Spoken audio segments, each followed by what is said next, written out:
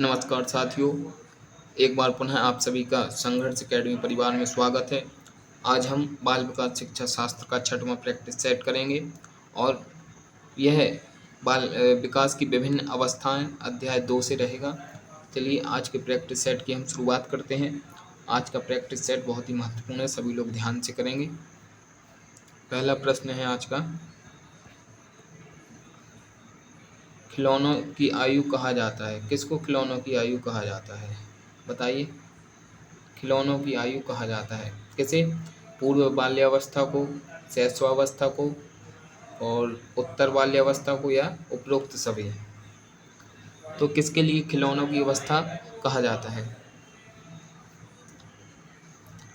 इससे पहले हम अध्याय 2 के 12 क्वेश्चन 5वें प्रैक्टिस सेट में कर चुके हैं। यह 6वां प्रैक्टिस सेट है। यहाँ 13 से क्वेश्चन स्टार्ट होंगे। तो 13वां नंबर क्वेश्चन है कि खिलौनों की आयु कहा जाता है पूर्व बाल्यावस्था को, शैशवावस्था को, उत्तर बाल्यावस्था को या उपरोक्त सभी। तो किसके लिए खिलौनों की आयु कहा जाता है और इसका समय क्या होता है? जैसे शैशवावस्था तो ये कब से कब तक माना जाता है, पूर्व बाल्यावस्था ये कब से कब तक रहता है, उत्तर बाल्यावस्था ये कब से कब तक रहता है। तो इसका भी सभी लोग जवाब देंगे। जिसको पीडीएफ चाहिए वह टेलीग्राम चैनल को ज्वाइन कर ले, वहाँ पर सभी वीडियो उपलब्ध हैं। इसका सही जवाब क्या होगा?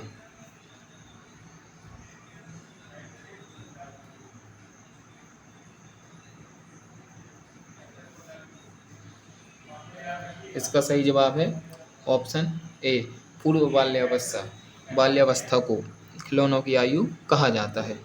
चलिए अगले प्रश्न पर चलते हैं। यह हमारा अगला प्रश्न क्या है? निम्नलिखित में से कौन सा विकास उत्तर बाल्यावस्था के लिए उपयुक्त नहीं है?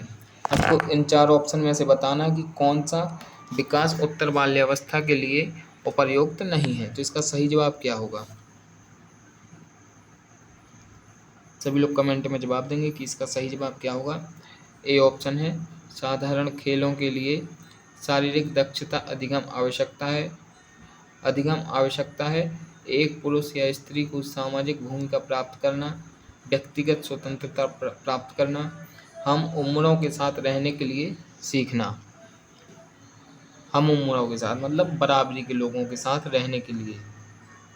तो इसका सही जवाब क्या होगा?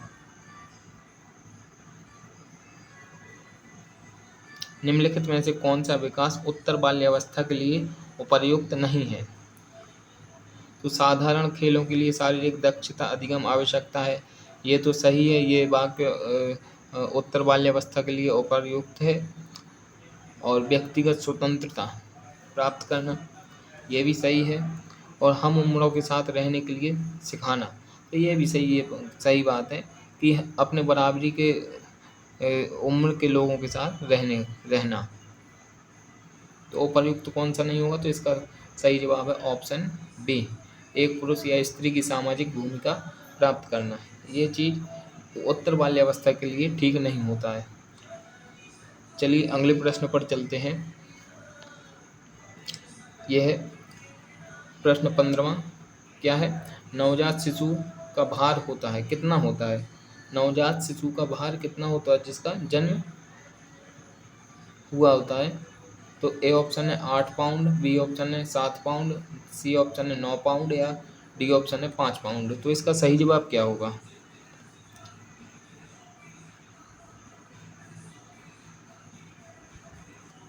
नवजात शिशु का भार होता है,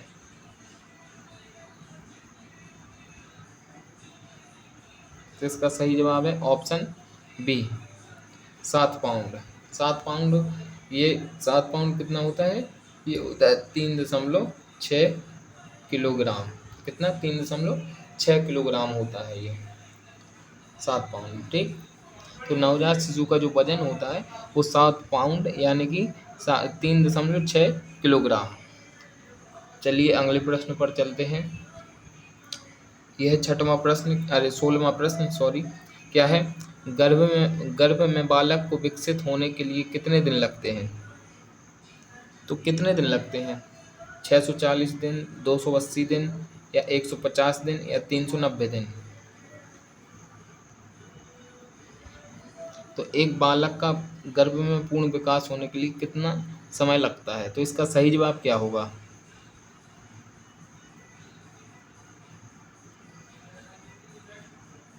इसका भी सही जवाब है ऑप्शन बी, 280 दिन। ठीक, अगले प्रश्न पर चलते हैं। हमारा 17वां प्रश्न है, क्या है? वृद्धि को प्रभावित करने वाले कारक हैं। कौन से वृद्धि को प्रभावित करते हैं? कौन से कारक? पर्यावरण, आहार, स्वास्थ्य, ये सभी। तो वृद्धि को प्रभावित कौन कौन से कारक करते हैं? तो इसका सही जवाब क्या होगा?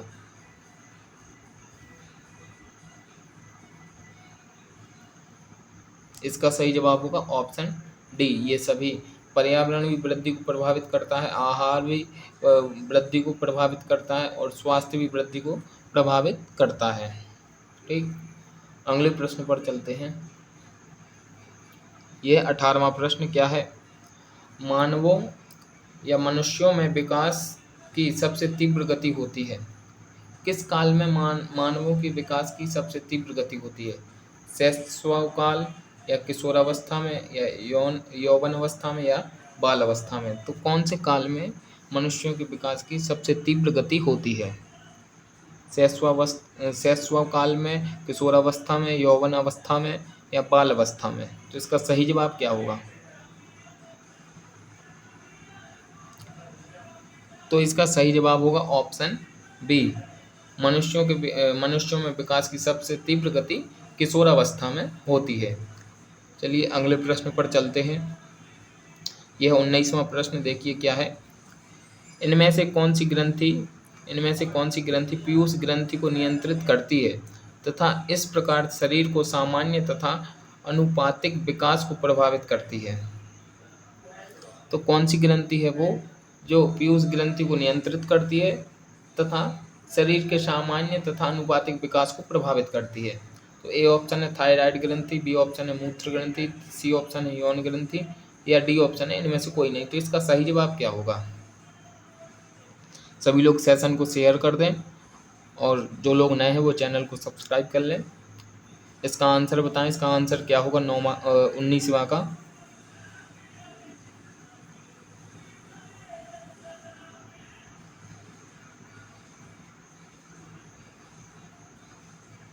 तो इसका सही आंसर होगा ऑप्शन डी, इनमें से कोई नहीं।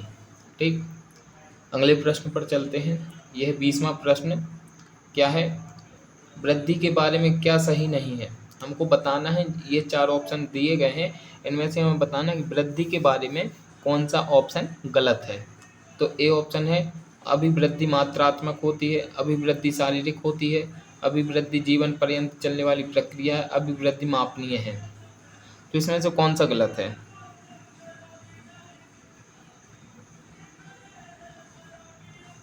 अभिवृद्धि मात्रात्मक होती है, सही बात है। अभिवृद्धि को काउंट किया जा सकता है, जैसे हमारे दांत हो गए, हमारे हड्डियां हो गई, ये सब काउंटेबल चीज़ें हैं।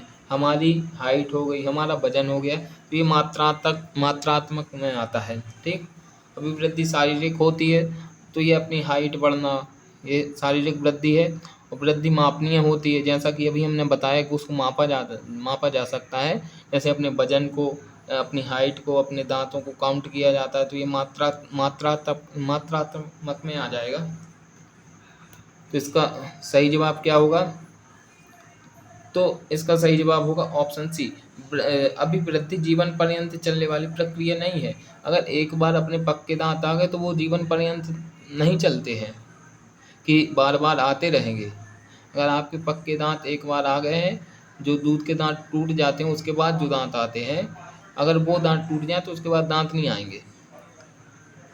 ठीक, हाइट की एक लिमिट होती है, एक समय या 18 वर्ष की एज के आसपास आपकी हाइट ग्रोथ कम हो जाती है, रुक जाती है फिर। ठीक, इसलिए यह जीवन पर्यंत चलने वाली प्रक्रिया नहीं है। चलिए अगले प्रश्न पर चलते हैं। यह 21वां प्रश्न, क्या है? 6 से 11 वर्ष आयु वर्ग के बालकों की विशिष्टताएं निम्नलिखित हैं।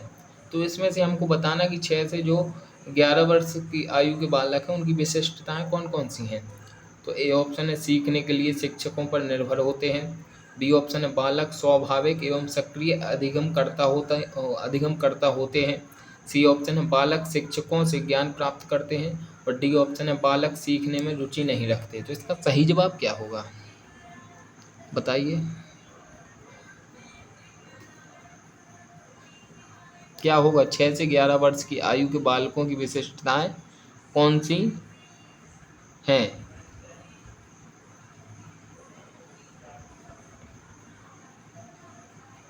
तो 6 से 11 वर्ष की आयु के बालक होते हैं जो इसका सही ऑप्शन है ऑप्शन डी, बालक सीखने में रुचि नहीं रखते। ठीक, क्योंकि 6 से 11 वर्ष मतलब बाल्यावस्था में होते, ये फिजिकल एजुकेशन में ज़्यादा ध्यान देते, जैसे खेल कूद हो गया, इन सब चीज़ों में। चलिए अगले प्रश्न पर चलते हैं। यह है आज का 22वां प्रश्न। क्या है? एक बच्चा ईर्ष्या का प्रदर्शन करता है। एक बच्चा ईर्ष्या का प्रदर्शन करता है तो उसकी आयु क्या होती होगी जब वह ईर्ष्या का प्रदर्शन करता है? ए ऑप्शन है 24 माह की आयु में, बी ऑप्शन है 12 माह की आयु में, सी ऑप्शन है 6 माह की आयु में, डी ऑप्शन है 18 माह की आयु में। तो इसका एज क्या होगा जो उसको ईर्ष्या प्रदर्शन करने के लिए उपयुक्त है? इसका सही जवाब क्या होगा प्रश्न 22 का? ऑप्शन ए, बी, सी या फिर डी?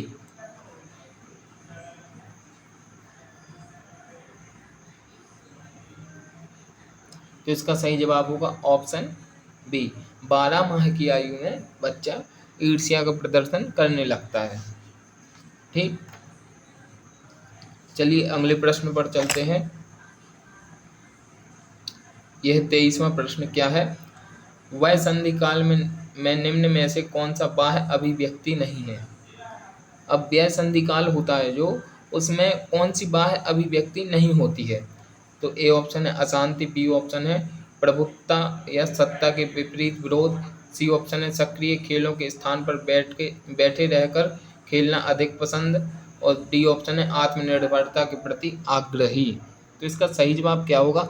ऑप्शन ए, बी, सी या फिर डी? अशांति, प्रभुत्ता या सत्ता के विपरीत विरोध, सक्रिय खेलों के स्थान पर बैठे रहकर खेलना अधिक पसंद, या आत्मनिर्भरता के प्रति आग्रही। तो इसका सही जवाब क्या है? सभी लोग कमेंट में देंगे कि इसका सही जवाब क्या होगा। ये आज का सेकंड लास्ट क्वेश्चन है। तो इसका सही जवाब होगा ऑप्शन सी, सक्रिय खेलों के स्थान पर बैठे रहकर खेलना अधिक पसंद करते हैं। यह व्यय संधि काल में बाह्य अभिव्यक्ति नहीं है। ठीक, चलिए अगले प्रश्न पर चलते हैं। आज का लास्ट प्रश्न है 24वां। क्या है? दलीय गैंग का सदस्य होने से समाजीकरण उत्तर बाल्यावस्था में बेहतर होता है। निम्न में से कौन सा कथन इस विचार के विपरीत है? तो हमको बताना है कि दल या गैंग का सदस्य होने से समाजीकरण उत्तर बाल्यावस्था में बेहतर होता है। इसमें से विपरीत कथन बताना है। तो इसमें कौन सा होगा? ए ऑप्शन है जिम्मेदारियों को निभाना सीखना, बी ऑप्शन है वयस्कों पर निर्भर ना होकर सीखता है, छोटी छोटी बातों पर झगड़ा करते हुए अपने गैंग के सदस्यों से लड़ाई मोल लेता है, डी ऑप्शन है अपने समूह के प्रति वफादार होना सीखता है। तो इसका सही जवाब क्या होगा? प्रश्न 24 है, इसका सही जवाब क्या होगा?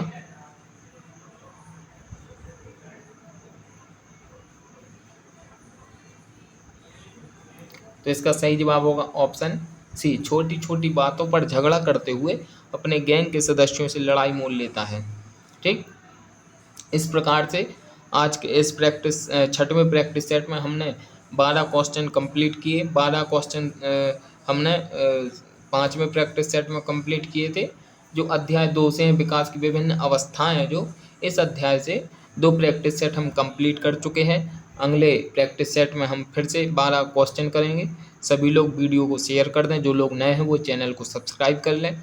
यह आपके मध्य प्रदेश चयन परीक्षा MP-TET वर्ग 3 के लिए बहुत ही यूजफुल वीडियो रहेगा। यह प्रश्न आपके लिए पेपर में देखने को मिल सकते हैं चयन परीक्षा में, इसलिए प्रश्नों को ज़रूर ध्यान से पढ़ें, ध्यान से देखें, ध्यान से जवाब दें और सभी लोग शेयर ज़रूर करें। जो लोग नए हैं वो सब्सक्राइब करें और जिनको PDF चाहिए है वो टेलीग्राम चैनल को ज्वाइन कर लें। वहाँ पर PDF अपलोड की गई हैं, तो वहाँ से आप डाउनलोड कर सकते हैं। ठीक, चलिए मिलते हैं अगले वीडियो में।